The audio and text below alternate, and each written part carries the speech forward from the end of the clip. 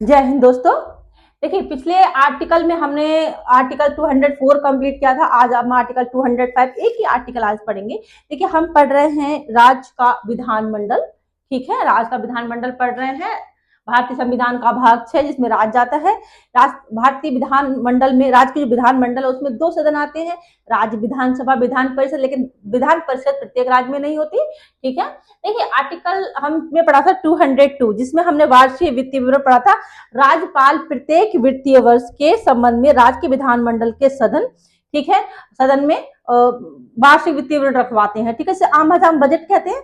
ठीक है, उसके बाद क्या था, आर्टिकल हमने 203 पढ़ा था जिसमें प्राक्कलनों के संबंध में चर्चाएं होती, मतलब किस योजना पर कितना भविष्य में खर्च आएगा। ठीक है, वो सब चर्चाएं होती हैं। उसके बाद क्या होता है, आर्टिकल 204 पढ़ा था विनियोग विधेयक। उसके बाद क्या होता है, भारत की राज्य की संचित निधि से पैसा निकाला जाता है, विधेयक लाया जाता है। ठीक है, इस योजना पर इतना खर्च होगा तो फिर उसके बाद पहले चर्चाएं होगी, फिर उसके बाद विनियोग विधेयक लाया जाएगा ताकि संचित निधि से पैसा निकाला जा सके।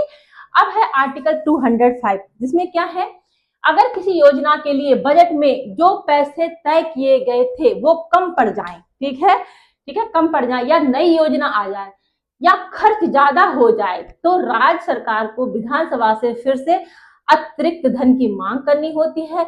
इस मांग को विधिवत रूप से पास करवाना होता है और बिना विधानसभा की अनुमति के राज्य की संचित निधि से पैसा नहीं निकाला जा सकता। ठीक है, जैसे कि एक एग्जांपल लीजिए, आपकी फैमिली ने साल भर का बजट बनाया आपकी पढ़ाई का, जिसमें आपको बोला गया कि 10,000 रुपए आपकी सालाना 10,000 रुपए खर्च होंगे सालाना। ठीक है, आपकी पढ़ाई के लिए बजट बनाया।